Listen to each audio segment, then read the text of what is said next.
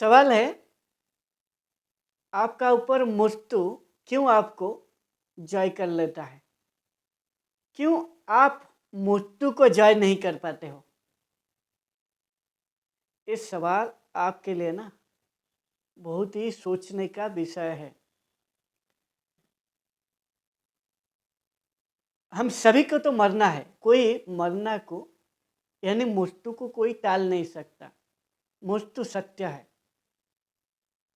और मृत्यु से कोई बच नहीं सकता।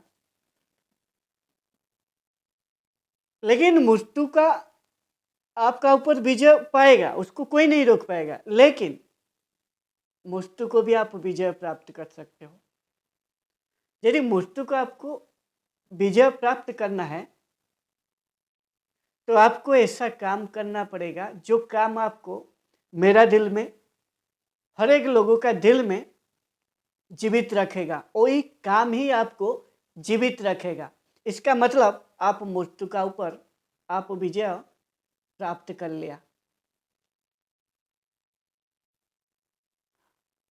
और अनगिनत लोग आज का टाइम में अतीत से लेकर आज भी और आने वाला टाइम में जरूर ऐसा व्यक्ति अतीत में थे, आज भी है, आने वाला टाइम में जरूर होंगे। लेकिन उनमें से आप भी एक आदमी हो सकते हैं जो मृत्यु को विजय पा लेगा। जैसे स्वामी विवेकानंद, अटल बिहारी वाजपेयी, अब्दुल कलाम, मिसाइल मैन। जब तक साइंस रहेगा तब तक उनका नाम हमारा दिल में जीवित रहेगा। जब तक ये लोकतंत्र रहेगा तब तक अटल बिहारी वाजपेयी का नाम जीवित रहेगा। जब तक स्वाधीनता संग्रामी का नाम आएगा, वीर भगत सिंह, सुखदेव, ऐसे अनगिनत स्वाधीनता संग्रामी का नाम आएगा, सुभाष चंद्र बोस, ये सभी आज भी हमारा दिल में जीवित है। इसीलिए उनका जो काम है उनको जीवित रखा है आज भी और हमेशा तक जीवित रखेगा। और आपका जीवन में ऐसा कुछ काम कीजिए जो आपको जीवित रखेगा। और ऐसा काम आप क्यों नहीं कर पाते हो जो काम आपको जीवित रखेगा? जो आपको मनुष्य जीवन मिला है, ये मनुष्य ही उसका जीवन को हमेशा के लिए जीवित रख सकता है। एक मनुष्य ही ये सृष्टि में अकेला प्राणी है। पशु पक्षी कोई भी उनका जीवन को हमेशा तक जीवित नहीं रख पाते हैं।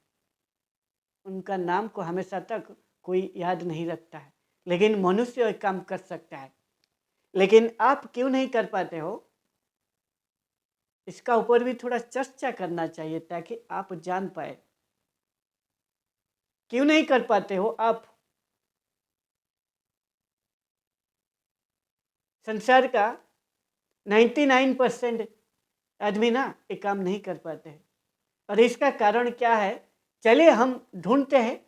और इसका कारण जानने के लिए मैं आपको कबीरदास के एक दोहे सुनाता हूँ। ये दोहे आपको बता देगा क्यों एक व्यक्ति मृत्यु का ऊपर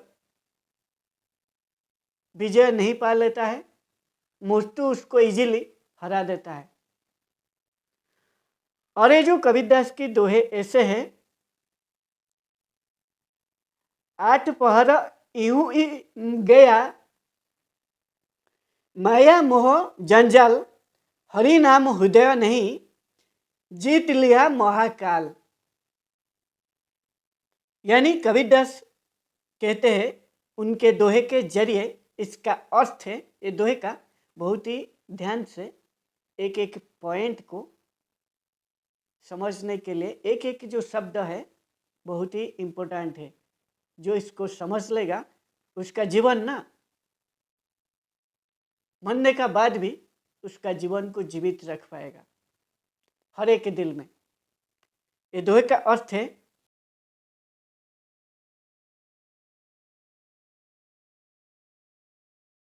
कबीरदास कहते हैं जो मोह माया और अज्ञान और भ्रम आसक्ति, इसका ऊपर थोड़ा चर्चा करते हैं। बारीकी से ध्यान से थोड़ा सोचो और जानने के लिए कोशिश करो। मोह माया, ये जो मोह माया है ना, ये जो मोह माया, ये आपको क्यों, मोह माया का मतलब आप आकर्षण में फंस जाते हो, कोई भी आकर्षण। और ये जो मोह माया आता है, ये आता है अज्ञान, जो बोला है अज्ञान भ्रम आसक्ति, अज्ञान में आता है और आपको भ्रम आपका सामने पैदा कर देता है। सच में वो नहीं होगा, लेकिन उसका जैसा आपको दिखाई देगा, वो भ्रम आपका सामने पैदा कर देता है।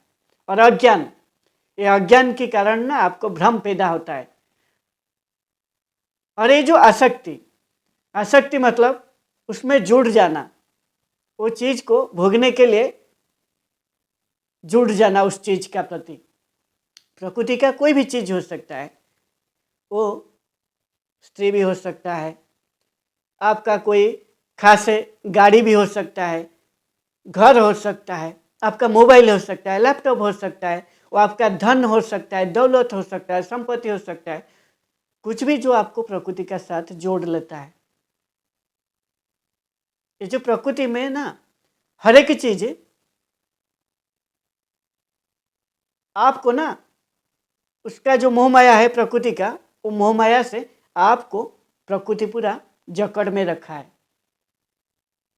जैसे एग्जाम्पल देता हूं, कैसे आप मोह माया में फंस जाते हो। और ये जो आसक्ति और ये भ्रम, ये अज्ञान, ये तीनों एक ही एग्जाम्पल में आपको मालूम हो जाएगा। मान लीजिए एक स्त्री जो है,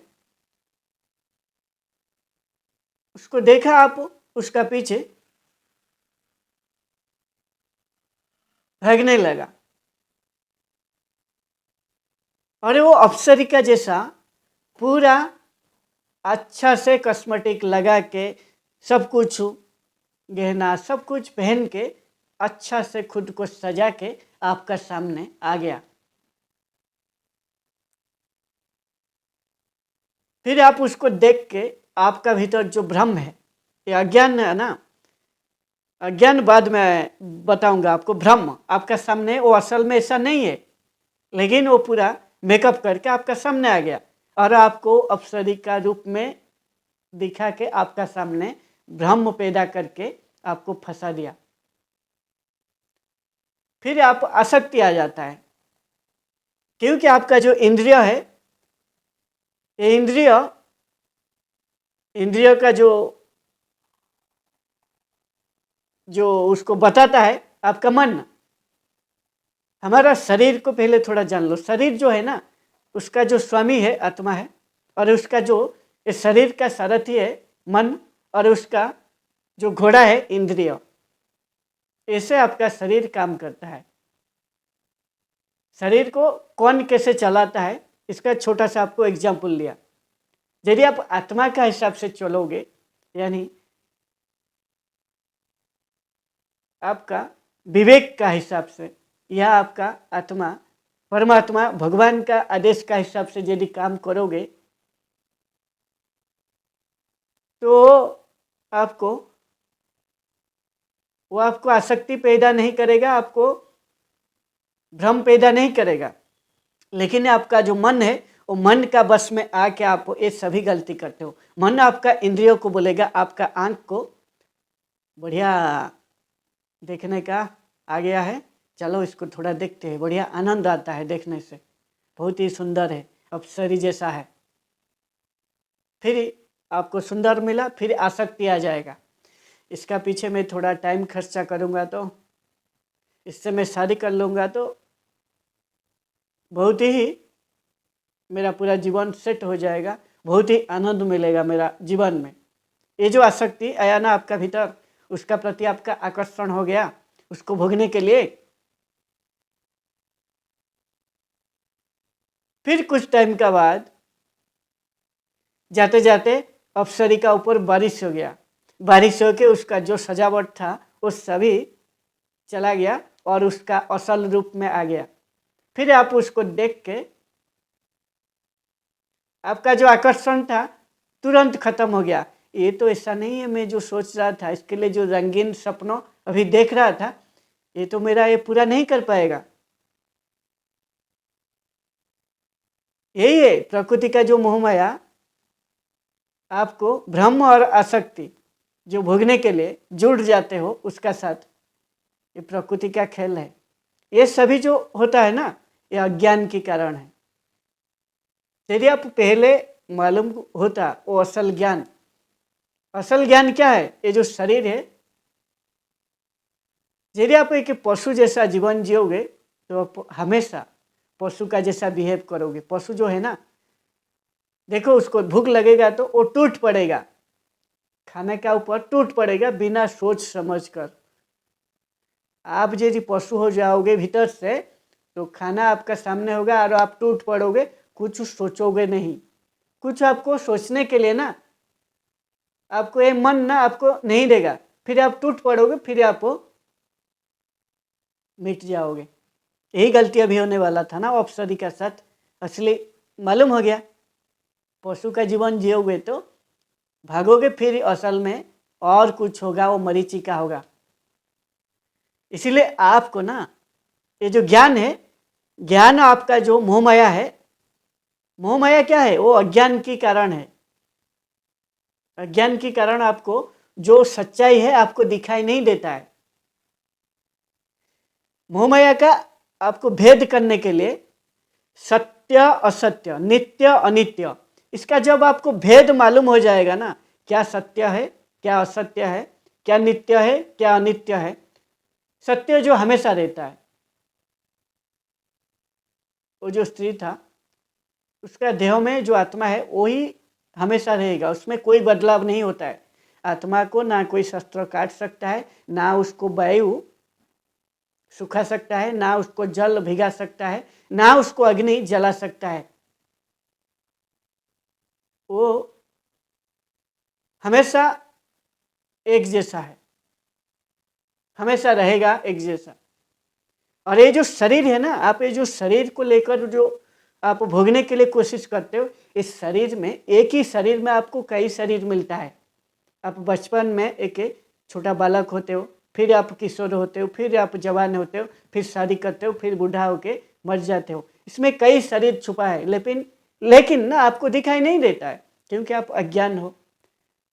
और ये शरीर का भीतर जो आत्मा है जिसको आप नहीं जान पाते हो, ये सत्य है, इसका कोई बदलाव नहीं होता है और यही ही आपका असल है।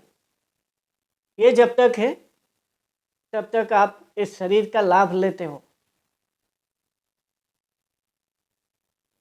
इसीलिए इस शरीर का हिसाब में यदि जियोगे तो आप पशु का जैसा बिहेव करोगे, आपका कोई बुद्धि काम नहीं करेगा। और आप सत्य क्या है, वो जो स्त्री था, सत्य आपको जो दिखाई दिया बारिश होने के बाद, वो सत्य है, लेकिन वो सत्य आपको छुप जाता है, आपको दिखाई नहीं देता है। इसीलिए वो चिरस्थायी नहीं है। उसका जो जवानी है वो भी कुछ टाइम का बाद वो भी चला जाएगा, वो कोई काम का नहीं रहेगा, वो भी बुढ़ी हो जाएगा और वो भी शरीर खत्म हो जाएगा कुछ टाइम के लिए। जैसे कि पेड़ ना हरा भरा होता है और कुछ टाइम का बाद पतझड़ हो जाता है, ठीक उसी तरह प्रकृति में हर एक चीज, हम भी प्रकृति का हिस्सा है, आप भी प्रकृति का हिस्सा हो। प्रकृति में ये जो सुख दुख, हानि लाभ, जय विजय, विजय हार, ये सभी जो है ना, ये आपका इससे ऊपर उठना पड़ेगा। ये आपका जो मन है ना, ये मन ही आपको इंद्रिय का जरिए ये सुख दुख, हानि लाभ, सर्दी गर्मी, इसका एहसास आपका शरीर को कराता है और इसी के लिए आप पागल हो जाते हो, इस शरीर को सुख पहुंचाने के लिए। और शरीर को सुख पहुंचाने के लिए यदि करोगे तो आप पशु हो जाओगे। पशु और आपका बीच में कोई फर्क नहीं रहेगा। इसीलिए जो भेद है, ये जो सत्य क्या है, असत्य क्या है, नित्य क्या है, चिरस्थायी कौन है, जो अवसरी है वो चिरस्थायी नहीं है, वो नित्य नहीं है, वो हमेशा नहीं रहेगा उसका शरीर, कुछ टाइम के बाद वो बूढ़ी हो जाएगा। ये सत्य है, वो चिरस्थायी नहीं है, वो अनित्य है, वो मिट जाएगा। इसका जो भेद है, इसका जो ज्ञान आपको जब मालूम हो जाएगा, फिर आपका जो मोह माया जो आकर्षण कर रहा था वो आपका खत्म हो जाएगा और आपका जो बुद्धि है आप स्थिर कर पाओगे। स्थिर बुद्धि वाला ही आपका जीवन में जो चाहोगे, जब आपका बुद्धि स्थिर हो जाएगा तब जाके आप जीवन में सब कुछ सही कर पाओगे, जो चाहोगे वो कर पाओगे। और ये नहीं कर पाते हो, इसलिए कबीरदास कहते हैं हृदय में हरि का नाम का जो भक्ति है आपका नहीं होता है। हृदय में आपका हरि का नाम, जो हरि का नाम को आपको भक्ति नहीं करते हो, इसीलिए आपको आध्यात्मिक होना पड़ेगा। और आध्यात्मिक होने के लिए आपको ये जो ज्ञान है, ज्ञान मालूम होने का बाद आपका भीतर जो आत्मा है उसको जानना पड़ेगा। और उसको जानने के लिए आपको योग, प्राणायाम, ध्यान, ये सभी करने से आपका शरीर सुस्त होता है और ध्यान करने से आप जान पाते हो मेरा भीतर कौन सा विचार आ रहा है, खराब विचार, जो मेरे को इस शरीर का रूप में जीने के लिए मजबूर कर रहा है, पशु जैसा बना के रख रहा है। वो विचार को आप रोक पाओगे और वो विचार को दोबारा आपका भीतर आने नहीं दोगे। जब आप ध्यान करोगे, जब आध्यात्मिक हो जाओगे, जब आप हरि का प्रति, भगवान का प्रति, भगवान ही आपका भीतर वास कर रहे हैं आत्मा का रूप में, उसका ज्ञान उसी का आदेश का हिसाब से उसी को भगवान का रूप में साक्षी मान के उसी को हमेशा देखोगे, हर दिन देखोगे। कोई गलती, उससे कोई गलती ना हो जाए, ये आपका भीतर है। इसलिए आप यदि हर दिन देखोगे इसको, आत्मा को, तो आप गलती नहीं करोगे, क्योंकि भगवान तो गलती नहीं करते बहुत ही। फिर आप ना हर दिन आपको देखना है और हरि को ध्यान करना है, भक्ति इधर जगाना है, और ये आध्यात्मिक के जरिए हो सकता है। और ज्ञान ही आपको सब कुछ, हरि का नाम जपने के लिए और भक्ति करने के लिए ज्ञान ही आपको प्रदान करेगा वो रास्ता। जब तक आपको ज्ञान नहीं होगा तब तक आपका भक्ति करना, आध्यात्मिक की तरफ रास्ता में जाना, हरि नाम जप करना, ये सभी आपका बिल्कुल नहीं आएगा। हरि नाम जप करने का मतलब आपने आपको, आपका भीतर जो आत्मा है उसी का रूप को जान के, भगवान का रूप में उसी को ध्यान करके उसी का ध्यान करना। ध्यान करना मतलब उसको देखना, कहीं उसके जरिए कोई गलती ना हो जाए। आपका भीतर रहते हैं ना, आपका मतलब कोई गलती ना हो जाए। जब ऐसा करोगे आध्यात्मिक हो जाओगे और ज्ञान आपको आ जाएगा, फिर आपका जो खुद का स्वरूप में आप जियोगे। जब आत्मज्ञान, आत्मस्वरूप का आपको मालूम हो जाएगा, ज्ञान आपको आने से आपका सही सब कुछ आपका भीतर उदय होगा। भक्ति भी ज्ञान से उदय होगा, और भक्ति ही आपको, जो ज्ञान ही आपका, जो आप कौन हो, क्या आपका काम है और कैसे आपका जीवन को मरने का बाद भी आप जीवित रख पाओगे, लोगों का दिल में ऐसा काम करने के लिए आपको प्रेरित करेगा ये ज्ञान। इसीलिए कबीरदास कहते हैं ये जो ज्ञान है आपको सीखना पड़ेगा। ये ज्ञान ही आपको, आपका सब कुछ अंधेरा को दूर करेगा।